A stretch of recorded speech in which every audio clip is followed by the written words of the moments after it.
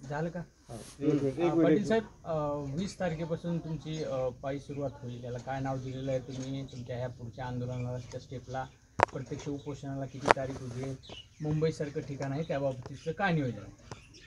नाव दिलं नाही आणखी, प्रोग्राम तयार झाल्यावर नाव दिलं जाईल, परंतु आंतरवालीतून आम्ही पायी मुंबईकडे सगळे निघालो मराठा आरक्षणासाठी. 26 तारखेपर्यंत आम्ही मुंबईत जाऊ. त्याची तयारी सुरू झाली. मराठी कामं करतायत सध्या शेतातले.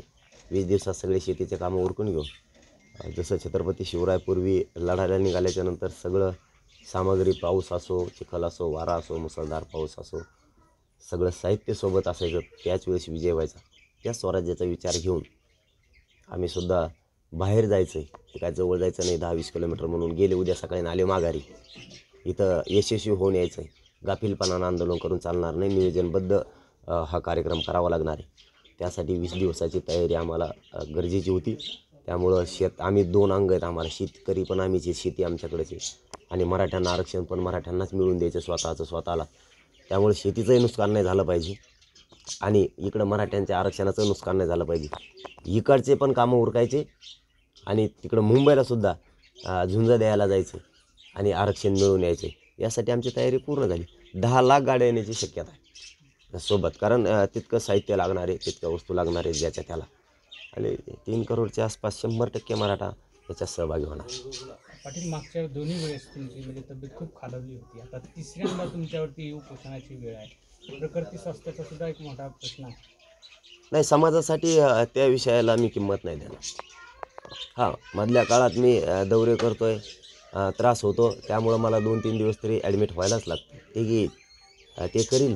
पण ज्या दिवशी मी एखादं आंदोलन पुकारलं त्या दिवशी माझ्या शब्दावर मी ठाम असतो आणि कठोर पण असतो. मी मागं सरकत नाही. मग एकदा ठरवलं उपोषण होणार, ते कठोर होणार आणि मराठी करोडोच्या संख्येनं मुंबईत धडकणार. मराठी तयारीला लागलेत, हे सरकारला वेळेवर दिसेल. मराठी किती ताकदीनं धडकणार आहे. 24 तारखेला क्युरिटी पिटिशनवर सुनावणी आहे.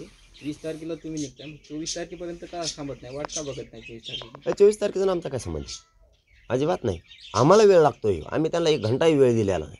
कारण काय असतं, मी पुन्हा तेच सांगतोय की आत्तापर्यंत काही महाराष्ट्रात आणि भारत देशात असं झालेलं आहे, जनता लाखोच्या संख्येनं आले आणि माणसं त्या भापीत गेले की जनता आमच्या मागे म्हणल्याच्यानंतर आम्ही काही करू शकतो ना. अचानक निर्णय घेतले.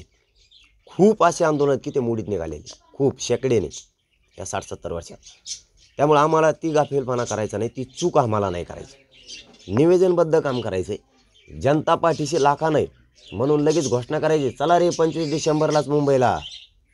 फसवायचं मराठ्यांना, अपयश आणायचं आहे. तुम्ही जर आंदोलन चालक असाल तर तुम्हाला खूप दूरदृष्टी ठेवून करायला लागणार आहे. चाणक्य बुद्धीनं काम करावं लागणार आहे. आणि निवेदन केलं तर समाज हरत नसतो, समाजाचं नुकसान होत नसतं. त्यामुळं आम्हाला 10-20 दिवसाचा वेळ लागतो आहे. कारण पाठीमागं टेन्शन नाही आलं पाहिजे. कामं उरकून गेल्यावर तिकडं ते निवांत झोपला पाहिजे की इकडं काय काम राहिलं नाही, टेन्शन फ्री काम तिकडं करणार तो. आमच्यासोबत कायमस्वरूपी राहील. नसतं अचानक न्यायला, इष्टीने नेल्यासारखा माघारी आणला, काही सोबत नसलं चालतं. मग 1 दिवसासाठी तुम्हाला लढाई जिंकून यायचं, तुम्ही असं गाफीलपणानं जाणार. त्यामुळं 24 डिसेंबर 24 त्यांच्या तारखेचा आमचा काही संबंध नाही आहे.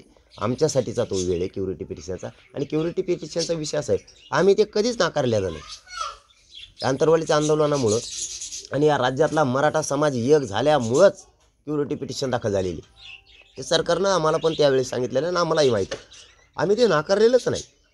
पण इंद्रासानी जजमेंट सांगतं 50% वर आरक्षण नाही टिकलं. मग ते 50% वर जाऊन पुन्हा तेच पाडे मोजायला लागतील आम्हाला. पुन्हा तेच NT विजेंटीसारखं ते टिकणार आहे का?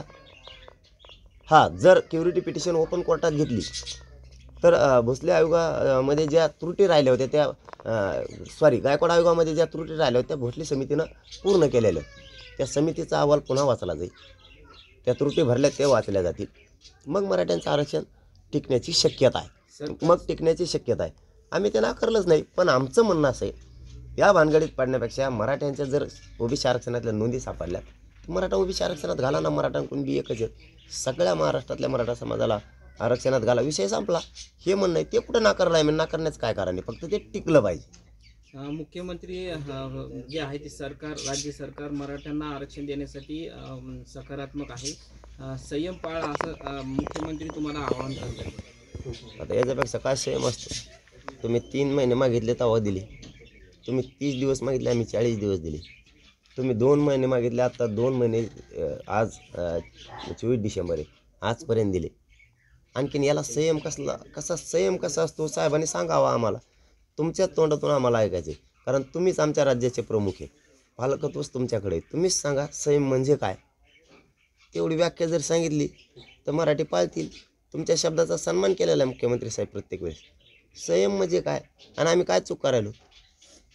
तुम्हीच दिलेले शब्द आहेत, तुमच्याच लोकांना लिहिलेले शब्द आहेत, तुमच्याच मंत्र्यांना लिहिलेले 4 शब्द आहेत, ते फक्त मध्ये घ्या म्हणतोय आम्ही, तुम्ही ते घेत नाही आहेत. मग मुंबईला नाही यावं तर काय करावं आणि आम्ही काय येऊ नये. आम्ही आमच्या हक्कासाठी काय येऊ नये. घरी बसून काय करणार आम्ही मराठी. आम्ही घरी बसलो तरी आमच्या पोराचं वाटलं व्हायला लागलं आहे. मग त्यापेक्षा घरी नाही बसलेलं बरं ना. त्या पोरांना जे आरक्षण लागतं आहे त्याचं वाटलं न होण्यासाठी मोठं होण्यासाठी पोरगं ते आणण्यासाठी मुंबईला जाऊ ना आम्ही. इथं बसून तरी काय करावं. त्यामुळे मराठ्यांनी आता ठरवलं आता घरी नाही बसायचं. नेता काही कामाचा नाही. नेत्याला आपण मोठं केलं आत्तापर्यंत, तो मदतीला येत नाही, मग याला मोठं केलं कशासाठी. एक दिवस निवडणुकीसाठी गोड बोलतो, आमचाच चहा पिऊन जातो. मग ह्यो नेमका कोणत्या कामाचा असं मराठ्यांच्या आता लक्षात आले. ह्यो नेता नेमका कोणत्या कामाचा, आपण याला मोठं कशासाठी केलं. त्यांचा गैरसमज आहे. ते त्याला एकट्यालाच घेऊन नाचायला लागले, त्याच्या गळ्यात हात टाकून हिंडतात. त्याला त्याचीच गरज. त्यांना वाटतं मराठा समाजाची गरज आहे. त्यांच्या ह्यावेळेस लक्षात येईल पूर्वीचा मराठा नाही राहिला. मराठा सोबत नसल्यावर किती सुपडा साफ होतो, राजकीय करिअर किती बर्बाद होतं ह्यावेळेस त्यांच्या लक्षात येईल. कारण मराठ्यांनी आता त्यांना ओळखलेलं हे आपल्या काही कामाचे नाही. आपल्या लेकरासाठी आपण लढू. सरकारला